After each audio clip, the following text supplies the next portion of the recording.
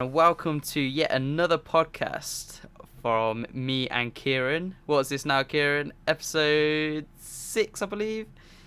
I think it's episode 6. Yeah, it must be episode 6, right? Man, we've been going through these podcasts like nothing else. We need to do our trim check. Should we lift? We need to do a trim check. I've got a hat on, so I'll lift my hat up in 3, 2, 1. Oh. Nah, it's a madness. That's a problem, that is. It's looking a bit mad. Luckily, though, barbers are opening up soon, so... Yeah. Get that fresh trim on the go. How you I'm been, like T-minus 8 days from my haircut, so I'm like counting down the days. you got that countdown phone, app on your phone and everything, didn't it? Exactly. I'm going to post a little Instagram story, which is like my countdown to my haircut. Yeah, man. How you been? It's going to be great. How you been? Yeah, lately? not too bad. Had a bit of an injury the other week. Decided to mix up being in lockdown. I'm not gonna show people watching because it is still a bit gross. But I took a big slice out of my finger whilst I was trying to remove the stone of an avocado. Classic. Which my uncle told me was a very middle class way to get injured. And when I was at A&E, I was speaking to the nurse, and apparently avocado injuries are quite common. There you go. So you don't feel left out. Yeah, I don't feel left out, and maybe people are as noobs with avocados as I am. So my sister's bought me this 3-in-1 avocado cutter. Oh, so it's word. It's got something to cut the avocados, got a scoop to take out the stone, and then it's got this thing that you put over it, and it kind of just slices it up, it cubes it up. Yeah. So hopefully, if I use that in the future, I should avoid any further injuries. But yeah, so my left finger's a bit meh, but I'll survive. Everything's working normally. Hopefully these edits will be nice, eh? Yeah, well, it'll be one-handed edit, right? One-handed edit. Forget the keyboard shortcuts. Yeah, forget those out of the window now. Yeah, Cool. Exactly. How you been, man? What's been new with you? Yo, I've been sleeping more. That's one thing. I told you earlier, jealousy was felt. Do you think that's because you're tired, though? Do you think you're tired, that's why you're sleeping more? Or do you think, you don't have anything, immediate actual deadline to Yeah. go, to be up for something or something, and so your body's kind of just way in this relaxed mode and is sleeping longer? Which one of those do you think it is? I reckon it's it's definitely not tiredness, that's for sure. I'm not really doing anything to tire myself out. I'm not being exercise as much as well. That's what I found out. The motivation to exercise, I guess it's this momentum type of thing, right?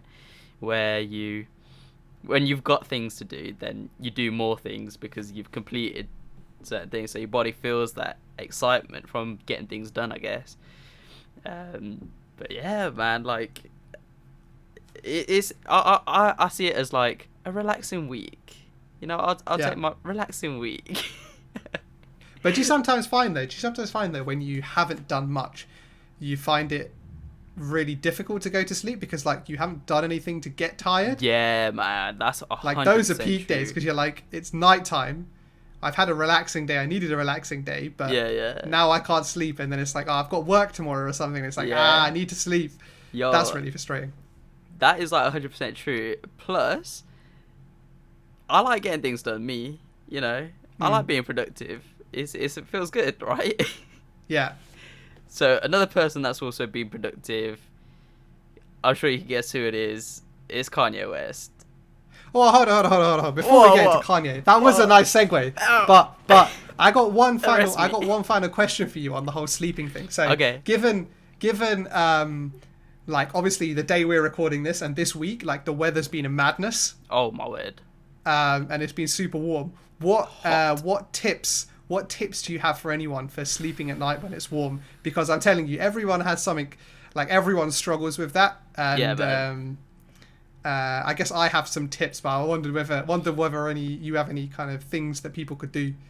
Alright, I'll go with my tips. Yeah, my tips is drink hella water at night and sleep naked. Straight naked. What, with your willy out? Oh, bro, when you put it like that, Jesus Christ. Really? I've never done that. I find that so weird and awkward. Well, you've got something new to try tonight. Well, I sleep in my boxers, right? And Yeah. I, like, for me, that's like, because even that, I don't know, maybe this is just me, right? But I always used to sleep in pajamas. Like, Oh, even yeah, in the yeah. summer. I Even used in to the whack out summer, some I'd be like, shorts and pajamas. t-shirts.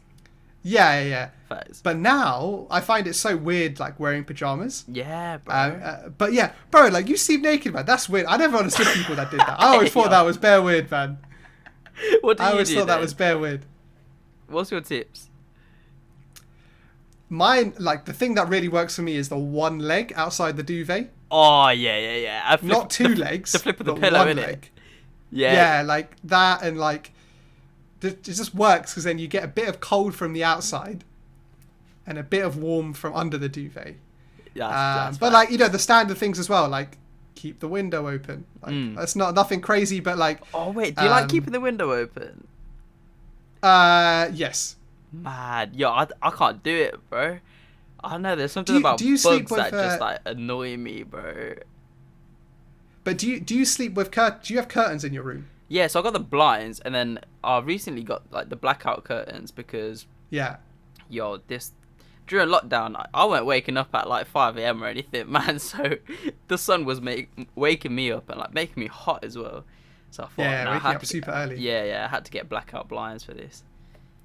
I don't understand people who sleep with no curtains. That's like weird. for me, it needs to be pitch black to sleep. Yeah, facts. I can't sleep with like a night light or any crap like that. It needs to be pitch black.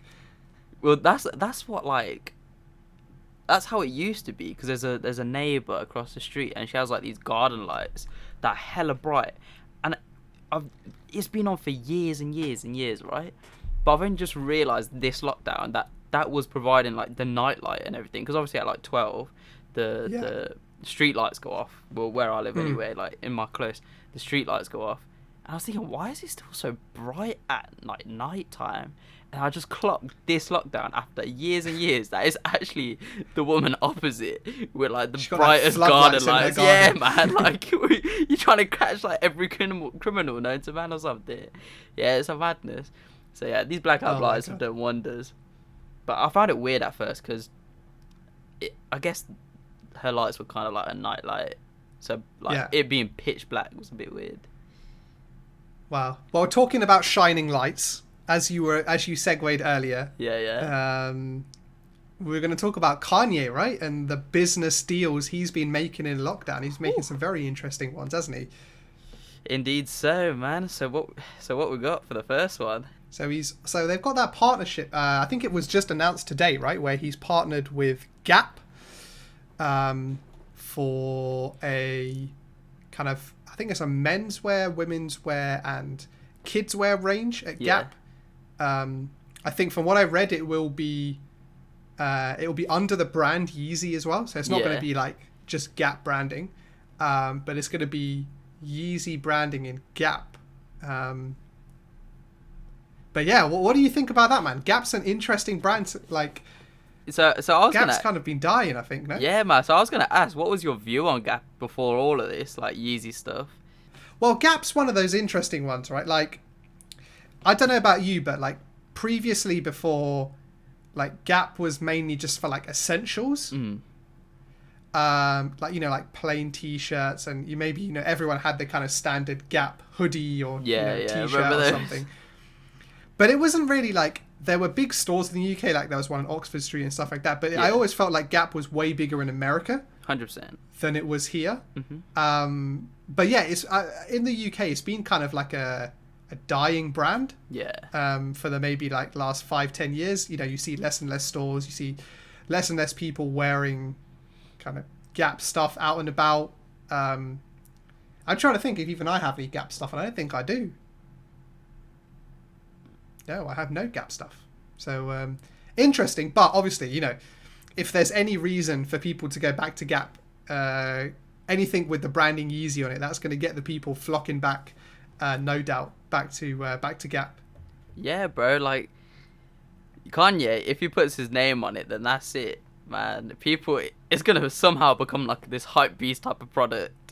Yeah, Like, it's gonna be like collectibles and all this stuff, but hopefully he's not gonna make it like that, and he's gonna make it like really like simplistic, like maybe like neutral colors and stuff. Yeah. And actually target what he was saying about for all these years. I think like 2015 he was speaking about this, like I'm gonna be the Steve Jobs of Gap and all of this stuff. Yeah. And he's really trying to make this like brand into something, probably reviving it, to be honest. He's probably going to rescue Gap, isn't he? Yeah. Their stock jumped like 42% or something crazy. Really? Yeah. Wow. I was like, wow, like the power of one man could do this. Yeah, that's mad. But yeah, it's going to be interesting. Like, you made an interesting point there. I think it will be. We'll wait and see what happens, whether they kind of follow the whole limited release stuff, or whether they decide to go for the more, mass market, make Yeezy available to everyone. Yeah. Which, some of the collectors may not want, but actually, I think if it does become mass market and like it's available to everyone, the kind of older Yeezy stuff that collectors may have now would become even rarer. Yeah. Because it's kind of like, I have limited edition Yeezy stuff before it went mainstream. Yeah. But it'll be interesting, right? Because, you look at like some of the recent Yeezy stuff, like the basketball shoe, the flip, the sliders they made. That they look a bit strange. Very. They're not as, like the old like 350s were very, they were like very. They could be worn by most people, right? And most people could pull them off. Yeah. Whereas some of these new ones, like that confidence level's got to be there, isn't it? Yeah, you got to be quite edgy to wear them, and I'll be interested to see what avenue this whole Gap partnership goes down. Whether it goes down a very kind of unique and individual look, or whether it kind of, is just like, appeals to the masses. So it'll be really interesting to see how that relationship happens. I think it's like a 10-year partnership they've agreed. Yeah, man, 10 years.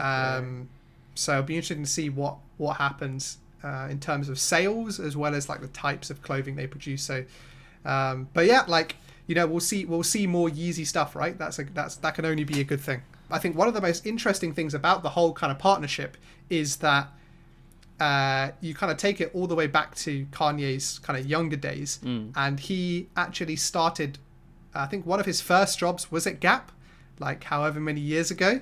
So it's crazy that you've kind of gone full circle, right? From, from working in one place to now being, like owning a clothing line in that store. And just on that point, talking about kind of first jobs or your first jobs, what was like your kind of first proper like job that you got decent money for?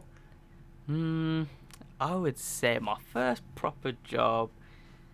So I did like the work experience thing. I'll say it was Next, actually. Does that mean I'm gonna like open like a clothing brand in Next and sell it in Next or something? Maybe that's what's written in the stars. It might be, Yeah. SKP at Next. Yo, could you imagine? SKP it's gonna be SKP at Next. Yeah, nah, I definitely. Yeah, man. Thank you, Next. Bro, alright, Grande.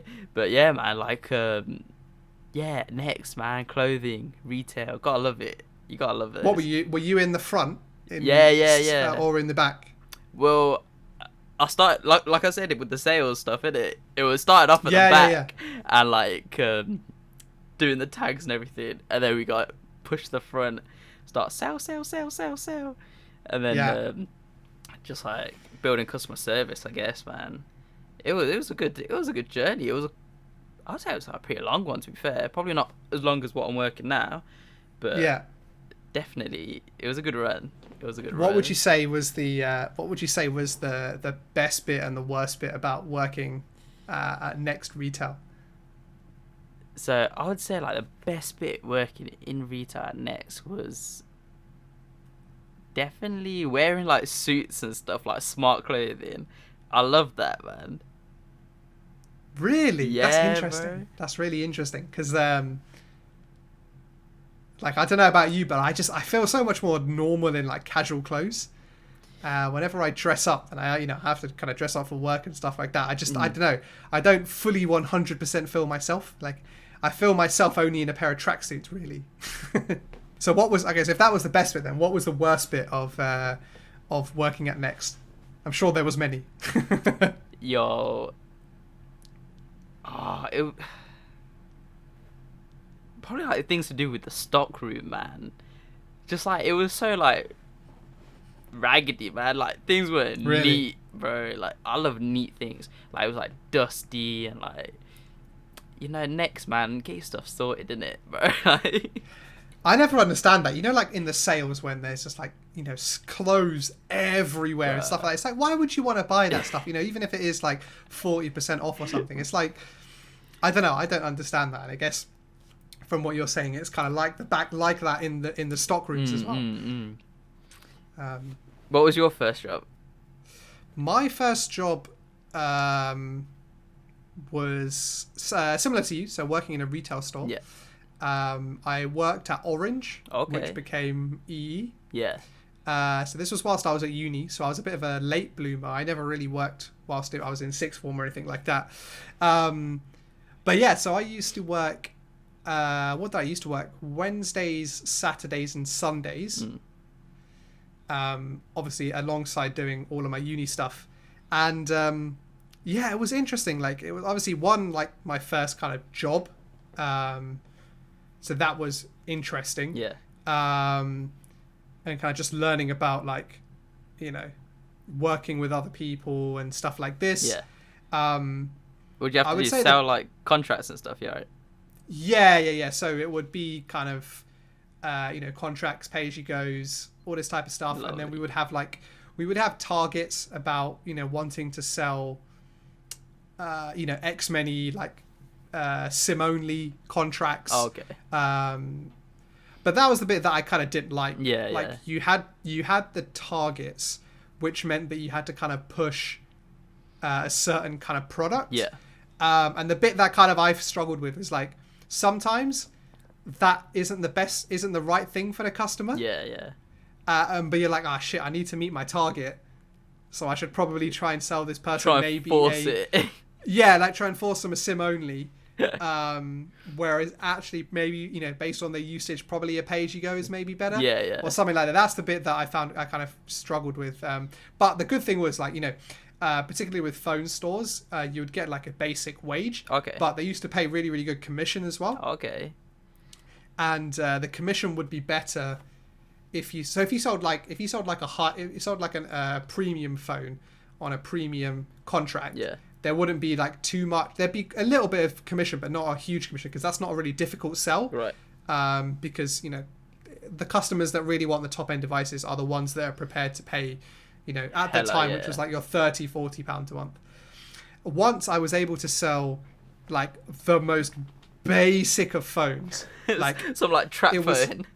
Yeah, well, it was called the Doro phone, and I'll flash up a picture for anyone that hasn't seen the Doro phone. But basically, it's like a phone for old people, right? Okay. So it's like it was a flip phone. Yeah. It's got huge keys. It's got a huge like keys 1 2 3 4 5 7 8 9. Oh my days. And it's got like a very basic screen, and stuff like this. And I sold that phone, which was available free from like £12 a month or something. I sold it on like a £45 a month contract. And it was something mad. I got something along the lines of like nearly £200 in commission from that one sale. What the hell? How? It was mad. What? It was mad. I was gassed. You cashing in, bro. You cashing in at young. But actually, like in that situation, it genuinely was the right offer for the customer, right. which is why it felt even better. Yeah. But yeah, it was weird as well. Like I was working like close to university as well, and so I used to get people come into the store who I used to study with. Yeah, that's crazy. So it'll be like people that I'm like in a group project with at uni, and then on the weekends they come to buy a phone or something, and it's like I'm serving them. It was really weird. Do they get mate rates? But yeah, but that here was the thing, right? So you only got, I think it was 4 or 6 friends and family codes a year. Okay. Every 12 months. Right. And that would give you back in the day was 40% off your monthly contract. Well, that's quite a lot still. But now it's 30. Okay. So like sometimes they would, but like only if I really, really knew the person, like it was someone I was living with or something like that. Like other people, I was like, why should I give it to you? Yeah, literally. You know, I'd rather give it to my mum and my dad, right, than a randomer. But no, that was my first job, and I think retail is one of those things that I think everyone should experience at some point. It is definitely fun, man. It's definitely a learning experience. Yeah, definitely like a learning experience. Get to see what's on the other side, type of thing. And it's interesting, just like you never, when a customer walks into the store, you just never know, like, is this going to be an easy customer, a difficult customer? Is it going to be a Karen? This gonna be hilarious? Yeah, is it going to be a Karen? Okay, so I'll tell you this one story. And this lady very much was a Karen. So I would say this was when the iPhone 4S came out, so like way back. And this mum came in with her daughter, and she was buying the new iPhone 4S for her daughter. So we'd done all the paperwork. I got them to sign everything. I did all the things, and I said, I'm just going to go to the back, get the device for you, and then just scan it through the system and stuff like that. Right. So I was doing that, and then I was like, obviously we offer a service to like set the phone up for them as well. Yeah. You know, like insert the SIM card. You know, really basic stuff that anyone can do. But you know, we offer the service, right? Any extra bit of cash in it? What's that? Any extra bit of cash?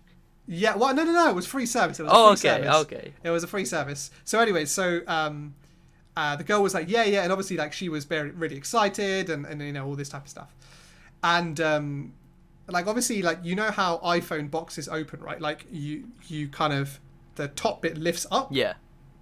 And then the phone and the rest of the box is in that. Yeah. Is in the kind of the bottom bit. And I don't know why I did so many iPhones, right? Because iPhones were the most popular phone that people were buying. Right. But I kind of was holding the box, but I lifted the lid up without supporting it at the bottom. Oh snap! And the shop had like a granite tiled floor, like a matte granite floor. Okay. And the phone just went douche, and it fell on the floor. Oh no! And my heart went, oh my god, my heart was racing. Yo, that's mad. And you should have seen the look on the mum's face. She was like, luckily there was no physical damage to the phone. Yeah. Because there's a very strict rule, particularly in phone shops, like if you break something or something, it comes out of your wages, right? Right. And I wasn't earning, you know, loads that I could have taken an iPhone out. But the mum was like, bring over the manager, I want a new phone, blah, blah, blah. And I was like, okay, calm down. Look, I can show you, look, there's no physical damage. We can still turn it on. It works fine, all this type of stuff. Yeah. And the daughter was kind of still so excited about getting the phone. She was like, Mum, calm down. It's fine. Look, he's showing us it's working and things like this. And I was so thankful to that daughter, because she basically saved me like 600 quid. But oh my god, that was a panicky time, bro. Painful moment. Oh my god. And luckily everything worked fine, and they kind of went away with the phone. Yeah. But what a Karen experience, though it is. Oh my god, she could have made my life horrible. But luckily the daughter saved the day in it. Yeah, man, she saved my bacon. Yeah, bro. Yeah, these first jobs in retails are fun. Yeah, we urge everyone that's listening to go and get one. Just experience one for the jokes, innit? Yeah, man. And for the cash. It's like, just, it's like you never know what's going to happen. Yeah, every shift could be like either the quietest shift ever, or like just crazy and ridiculous in some way, and just like dealing with all sorts of BS that comes from customers. Yeah. It's it's an interesting challenge, and it really does kind of help and prepare you for, you know, any job really, where you're going to need to talk to people and listen to other people's opinion, and and try and kind of find the right solution for them, whatever it may be. So it's definitely worth exploring or trying if you haven't. Particularly given lockdown, right, where some people maybe have lost their jobs or on furlough or things like that. Retail is something that is kind of starting to open up now and everything. So yeah, use it as an opportunity to get out, get some retail experience, and maybe you'll learn a thing or two. Yeah, bro. Well, I would like to relate this kind of back to the previous podcast and like what's been going on recently during this lockdown, and it's obviously like the Black Lives Matter movement, and we'll put it in the link below, but Complex have come out with 50 black owned businesses, so I thought I'd just throw that out there just so you know you could support the brands. Yeah, it was an interesting list. I would say there was probably like, of the 50 there was probably like 10 that I knew. Bro. There's lots that I hadn't heard of and definitely will be checking out. But I think it's like it's really important to one, promote and kind of support these black-owned businesses, particularly in kind of in industries that are, you know, not traditionally and still are very dominated by kind of white people. It's really important to kind of support and, you know, buy from these black brands and you know, kind of help them grow, and not only just for that reason, but some of these guys produce really cool clothes, right? Like, they're actually some sick, of the stuff is good. Like, Fear of God stuff, obviously you got Yeezy, Off-White, the goats, but yeah, man. What, just on that, just on Fear of God, what like I really like Fear of God stuff. It's just a bit too expensive. It's pricey. I think is my problem. Hella pricey. Yeah. But yeah, I like it because like the tees are really nice. I like the tees, and like they came out with some like trainers and stuff. I think that's what they were like basing a lot of stuff from, right? But I love the stuff. Yeah, they did a. It's like Jerry Lorenzo, right? Yeah, Jerry Lorenzo is the guy. Yeah, and he made some like really nice Nikes, right? Have you seen those? Yeah, I know which shoes you're talking about. They were really nice, but they were like £350 for them, and I was like, that's a bit steep, you know. It's just a bit steep. Gotta do what you gotta do. you do gotta do what you gotta do, but like 350 quid for those is a bit much. Yeah, I ain't gonna do it. But on that note, I saw a really funny TikTok the other day. It was like Asian guys go to any length to show their red bottoms, and it was literally like a guy like walking down somewhere and like purposely stacking so that he could like flash his red bottoms to the girls walking past the other way. I was like, that's I've seen that so much. Like the way people walk when they have red bottoms is so like deliberate, where they like kick their heel up so that you can see the sole of their foot. Is mad, man. People are. Yeah, that was hella funny. People are crazy for their red bottoms. It's so true. Like even the way they'll be sitting, kind of just like any way, like they put their feet up on something just to flash these red bottoms. It's mad, isn't it, man? That is like great, like product marketing. 100%, man. It's like it's something that's part of your design, but genius. You don't even have to write anything. If you see a red bottom shoe, you know what it is. Yeah, man. Right? And there's very few products where you know what it is without seeing any text. Yeah. So that's incredible product marketing. But yeah, like it's so funny the way watching people like flex. And maybe this is another video. I'm sure we can find some funny videos of people flexing. But yeah, watching people flex is so funny. It's incredibly funny. Yeah, man, there's some hella funny videos on TikTok. Like, I love these videos where they just take the piss. Do you know what the problem is? Do you know what the problem is, right? And maybe we can get away with saying this, but it's always Asians. You know what? It's the flex. It's always Asians. It's the flex. It's they'll have like some like Primark tee on, and they'll flex their like super expensive watch. I'm just like, come on, man! Like, no, it's the belt, man. Bro. They'll wear the Primark shirt with the LV belt. With the LV belt. You know the one I'm talking about as well. Yeah, bro. Who wears That's classic. like a shirt Classic. underneath their belt buckle, bro? It's so funny. Yo, I was so dead. We need to make some like rip tape videos of this. But yeah. Yo, you were saying earlier, talking of like the whole Asian stuff, right? Like Shaddy.com. You want to mention about that? Yeah, well they had obviously, like, you know, over the past couple of months, like everything about skin color and that has a history of racism, whatever, everything's kind of being questioned and attacked. And Shadi.com, for any of you guys that don't know, is a kind of dating site for Asians. It's one of the most popular ones. It's been around for years. Bro, years. I thought it was a person, you know, like, cousin started saying, like, Shadi.com. I thought it was a person at first. I was like, what are you on about Shadi, bro? Like... Shadi in Hindi means marriage, right? So it's not even a dating thing. It's like a marriage thing. It's like, if you're going on Shadi.com, you're looking for someone to wife. You're not looking for a one-night thing or anything like that. Mad.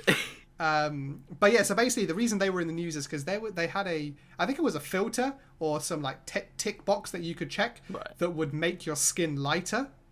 Mad. On like your profile picture, which is mad. Like, but it's very in keeping with kind of what's very common in India. Yeah. So like there are lots of products and adverts and movie stars promoting things to like lotions and creams and stuff. Light and skin, right? Yeah, and it's a real problem in India, right? Like. I don't know how it's happened and how it's happened over time, but there's this kind of association between looking good and being a lighter skin. Yeah. Which is weird because everyone that's light skinned wants a tan. Right? It baffles me. It's so true, bro.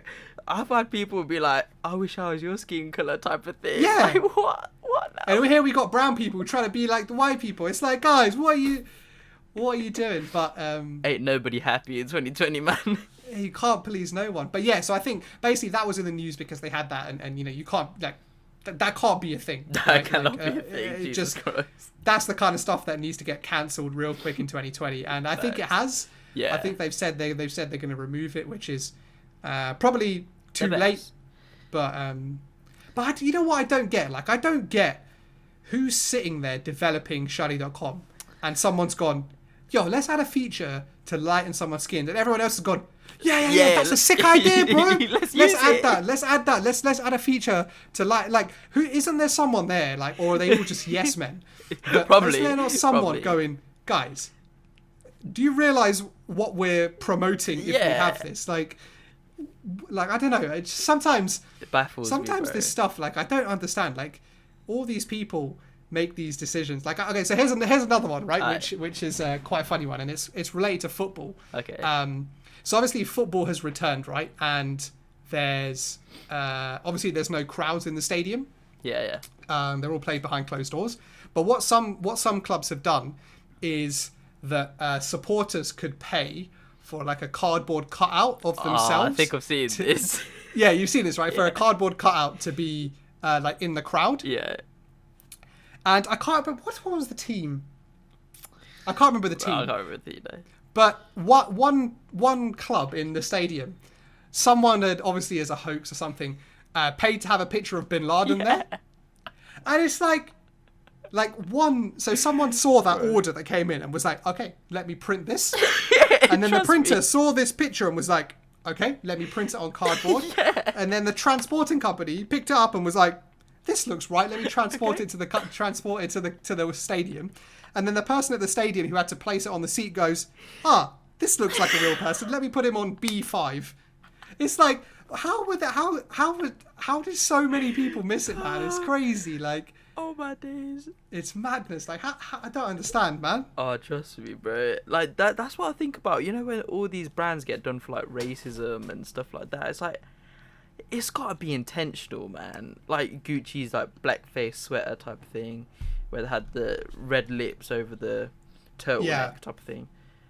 Maybe it is. Maybe it is. Any publicity is good publicity. Maybe that is. Maybe that is true. Now. But particularly when we have cancel culture like we have now, I think that's a risky game to play because you can get cancelled as quickly as you could be a hero, right? Yeah. Like, you could do as many good things, but you do that one wrong thing, that's it, mate. You're finesse. Exactly, man. Yeah. But everyone's saying let's cancel culture. But you know what? So I think some people need to be cancelled. You know. Do you understand the irony in that, though? Right? You want You're to still cancel culture. You're still cancelling. Yeah, but on that point of cancel culture, it's become a real kind of byproduct of social media where there's no The thing that frustrates me about cancel culture is, so if someone does something in the moment when they're an older person or mature or whatever, then I understand why people call for that person to be stripped of, the privileges they have. Yeah. But what I find really difficult is when people dig up stuff from people's past, sometimes even 10, 15 years in the past. Yeah, like the Kevin Hart situation, right? Yeah, exactly. The Kevin Hart situation.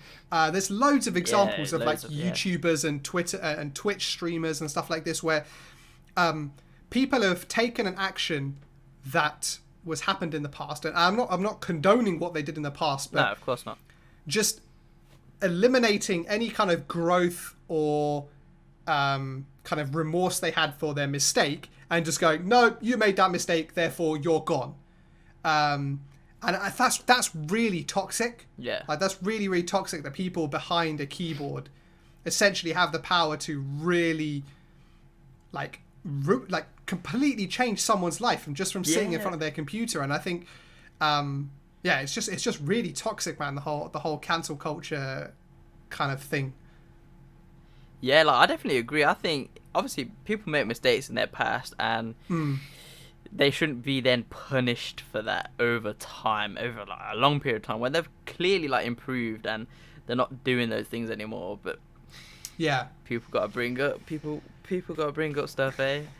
Yeah, people just gotta and here's the kind of thing that is frustrating all about it, and maybe it's more prevalent now that it's on social media, but maybe it was always there. But I don't understand why people get a dig out of taking other people down. I don't understand the kind of rationale where someone feels like they have to,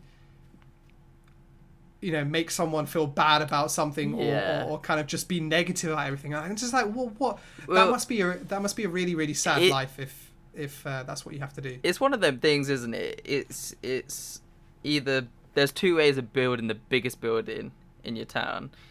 Either build the biggest building, or knock down everyone else's building. And I think that's true. People are getting lazy nowadays, and they're just knocking down everyone else's building just to. It's easier to, right? Yeah, 100%.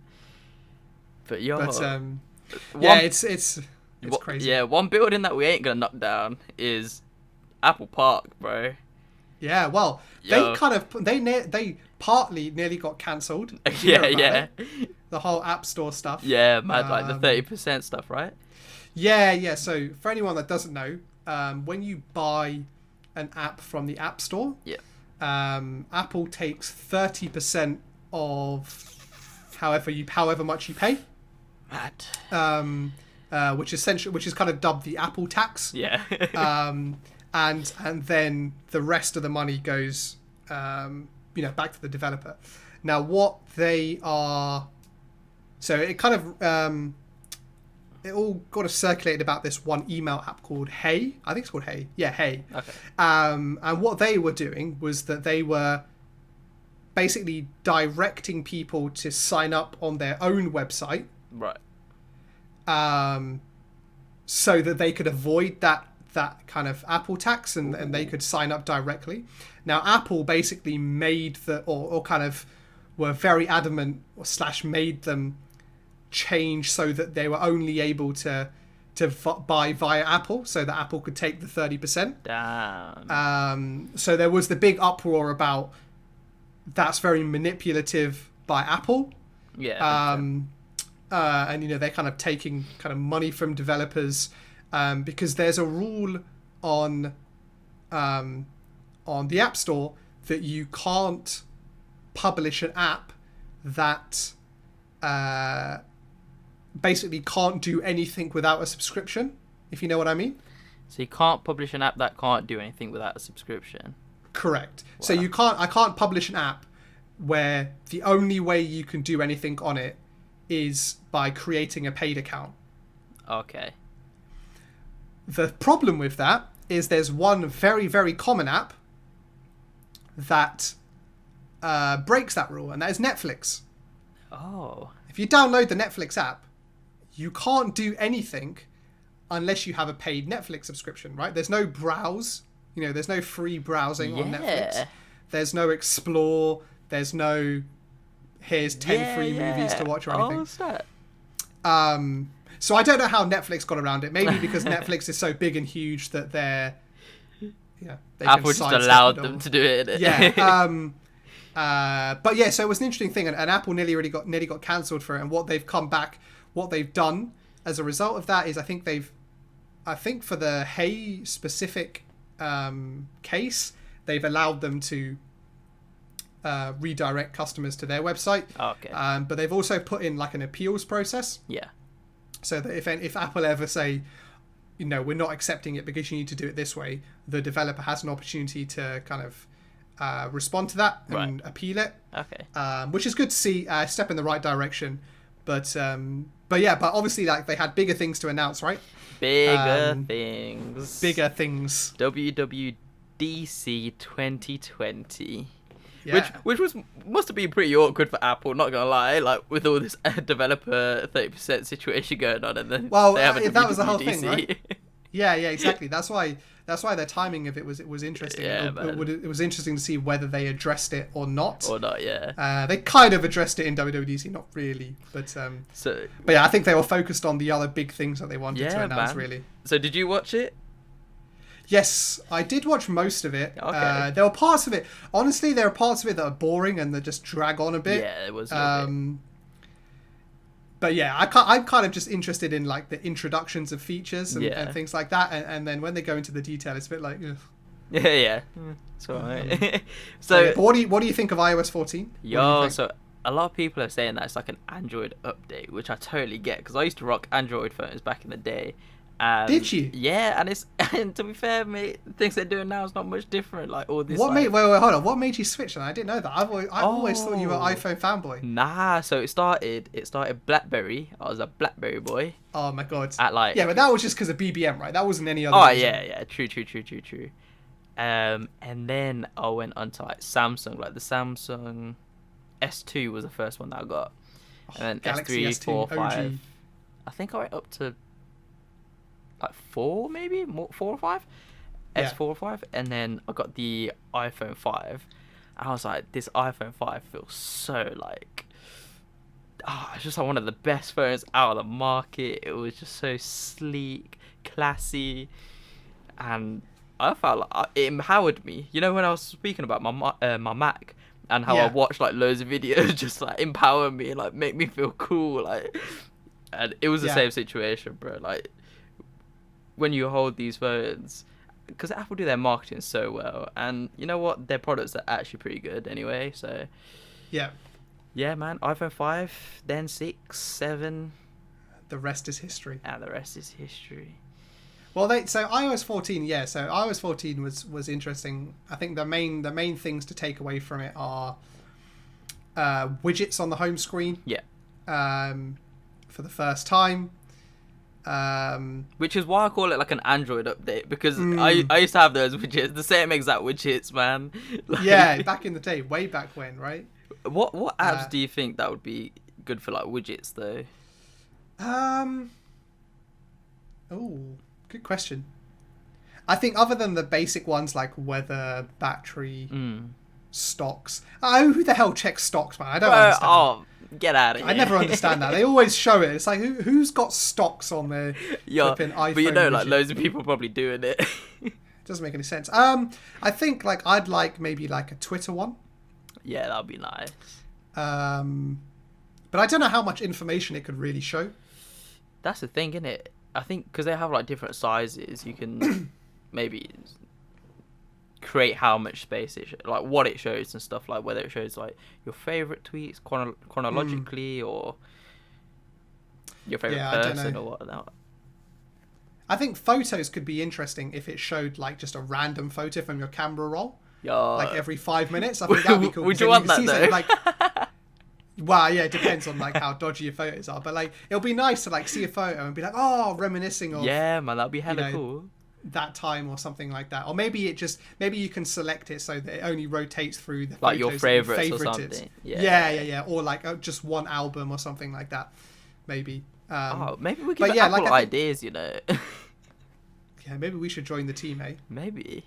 Who knows that? But wait, maybe we are part of the team already, but people don't know. maybe. Well, I don't have. I'd see. So I don't. So obviously they have the developer beta as well. Yeah. The public one that is already available. I've never really kind of signed up to those. Nah, man, it's like 79 quid. That's why. I think the public one is coming out in July time. So not only that though, but like, I only have one iPhone. Yeah. And the reason it's in beta is because it's very buggy. Yeah. Things that work. To resolve. And when I use my phone as my kind of daily phone for all of my personal needs, I don't want it to then be buggy. Yeah. Like if you have a spare one, then yeah, maybe. But I don't know about you, but I'm not flush with iPhones that I can just run other ones. But I guess other than iOS 14, they released the new macOS, Big Sur. Ooh, Big Sur. What change of name, man? Did you see they were like rinsing other companies for stealing like their naming process? Yeah. I don't know. Big Sur, like it's I don't know. I get no one really calls it. No one's gonna call it by that name. Oh, hell no. Gonna call it macOS 11, right? Yeah. But they changed. Other than normally when they release a new version of macOS, they talk about like performance improvements and things under the hood. But this time, like they only talked about design, which I found really interesting. Really surprising, Maybe they've just got to like a limitation with how much like under the hood stuff they can do, which is why they're just having to refresh the UI. Like they were speaking about like 50% faster than Chrome, and I was like, will it be? Like, will it really be? Because Chrome in my eyes just smashes Safari, but this update for macOS or Mac Big Sur, you can call it. Yeah. It reminds me of like an iPad, like that you can see the coercion between iPad and Mac now, and how they're possibly just going to integrate to one sometime in the future, or because Apple they're going to keep it separate and just like rinse the cache of everyone. Yeah, well, I think it will stay separate. I think the thing about it, particularly the UI changes, is to make the experiences as familiar as possible. Right, that's it. So for example, someone who has a Mac who doesn't have an iPad, is looking for a tablet, is probably only going to buy an iPad. And someone with an iPad who's looking to buy a computer would most probably like to buy a Mac because the experience is so similar. A lot of the gestures are the same. Yeah. They can use AirDrop, blah, blah, blah, blah, that ecosystem, man. Yeah, and that's the power, right? It's the power once you're locked in. And that's what everyone's trying to create, right? That's what Amazon are trying to create with the whole Alexa ecosystem, and Google are trying with the whole Nest stuff. But I think the biggest announcement of WWDC though is probably the most nerdy one. Yeah. And I guess I'll explain it for anyone watching that doesn't fully understand what the change is and what it will mean. So Apple have been running Intel processors. So the heart of a computer is the CPU, right? Right. It does all of the it's called it does all of the kind of computing and all of the knowledge. It's the brain of your computer, right? Yeah. And Apple have been using CPUs provided by Intel now for like, close to 20 years, I think. A long time. And Intel, as kind of years go on, Intel come up with new versions that are more powerful, etc., that require less cooling and blah blah blah blah blah. Yeah. However, in the more recent future, there's been a lot of problems with Macs and how. So obviously, as the CPU is the brain, right? When you put a lot of stress on it, when you're trying to do like really complicated things, it obviously gets very, very hot.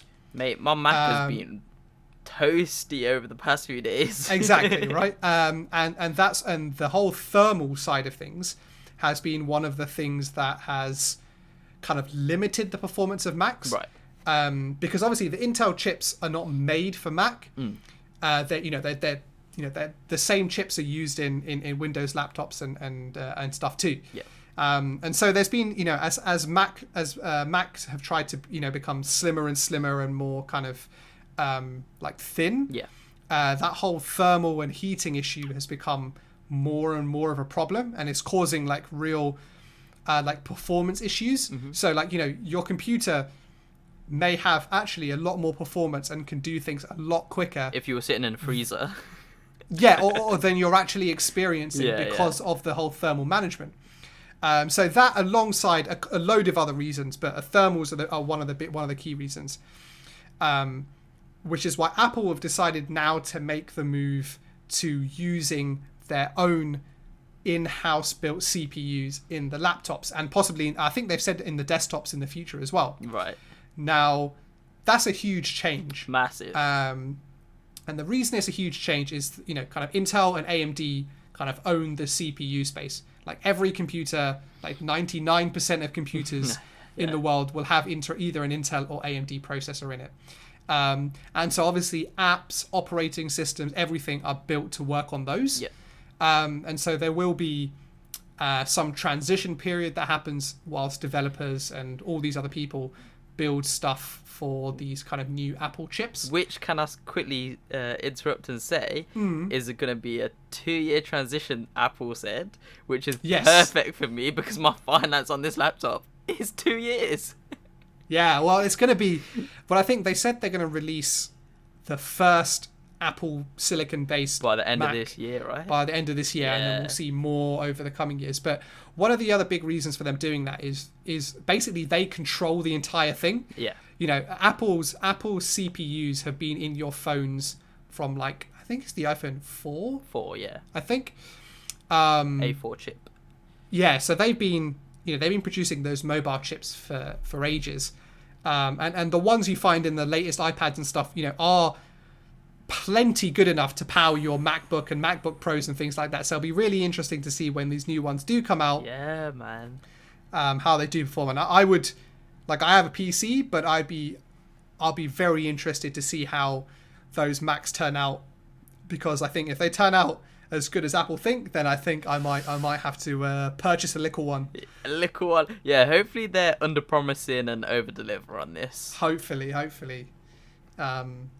But yeah, so that was kind of the biggest announcement. And to the end user, you don't see that much change. Everything will still look the same. But fundamentally, you're like, it's like a brain transplant, right? You gotta swap out the brain, but then you gotta make sure every other part of your body also works with the brain now. Exactly, like applications, and this is why they have this like transition period, right? Yeah. That's why they have the transition period, and there will be some problems along the way. 100%, of course there will. But if you want to be one of those early adopters, then you take some of that pain, right? But hopefully, as you said, right, after that 2-year period, hopefully they'll be in a good position, and everything will be a bit more stable, which will probably be a good time to buy a new Mac. I was just thinking about how the timing can be more perfect, to be honest. I'm so happy with that because I thought they were going to come out with this new Mac like full on dead on, and it's going to be like perfect by the end of the year. Then I was like looking up, what's the return date, like how many days can it be, and all of this stuff. But when they said 2-year transition period, I was like, thank the Lord. Yeah, and I like that transition really isn't something small. That's why it takes that long. It's like it's a big deal, and it's really important, and that's why I think tech nerds all around the world have been making such a big deal out of it, because it is such a big deal. And it's Apple sells millions of Macs across the world every year. So it'll be interesting to see what happens over the coming years, but I'm excited. Maybe I'll have to pick up another Mac for myself, and I might have to pick up another Mac. Yeah, maybe and do another review, and maybe make some more YouTube videos. Well, Final Cut's going to be optimized for it. So Final Cut should run hella quick. It runs hella quick anyway. Yeah. But it will run hopefully even quicker. But Adobe's software, all the Creative Cloud stuff, is also has been made compatible with Apple Silicon. Yeah. So I would expect on Mac some like big increases in Premiere Pro and Photoshop and Lightroom and stuff like that. So that should be good. It's exciting times, man. Everyone's it's probably just exciting. listening to this like these two are nerds, bro. Yeah, I realized that over the course of these podcasts, I'm coming across as a real nerd. Yeah, legit. But hey, you enjoy what you enjoy, and you know what you know, right? That's it. Well, Hopefully, someone that's found good. out something new. Hopefully they have. Well, thank you everyone for listening to this yet another great podcast. Yeah, Hit that this one subscribe was good. button. If you're not already, come on, guys. What are you waiting for? Yeah, man. Yo, we should do those things like 55% of you are not subscribed. Subscribe. I don't know my stats. Can I find out my stats? We'll find Hold out. up, I'm gonna you find do it out my now? stats You gonna do it live. now? Live stat check. How do I find this out? Yeah, might have to be a quick Google search for that. Where would it be? It would be on YouTube Studio, right? Yeah, probably 100%. Analytics. But whilst Kieran's trying to find that, let me update you guys about my YouTube. So I've been having a think. So I would say today was my thinking day for where I want to take my YouTube. So you're going to see a lot more videos with tech. A lot more tech videos and a lot more car videos. Because those are things I'm interested in. Car videos. Car videos. That would be interesting. Mate, it's coming. All right, I found my stats. God. It's crazy. Only 8% of my viewers are subscribed. 91.7% of the people that watch my videos are not subscribed. This is what I mean. Guys, what are you waiting for? Go and... Yo. Stop what you're doing now. Go subscribe. Hit the sub. Hit the sub button. Yeah. Perfect. Right. Anyways, well, thank you That's guys for enough watching. begging, isn't it? That is enough. That is enough waffling. Yeah, it's definitely time to end now. Alright, guys. Easy and take care. Thanks for watching. Bye. Peace.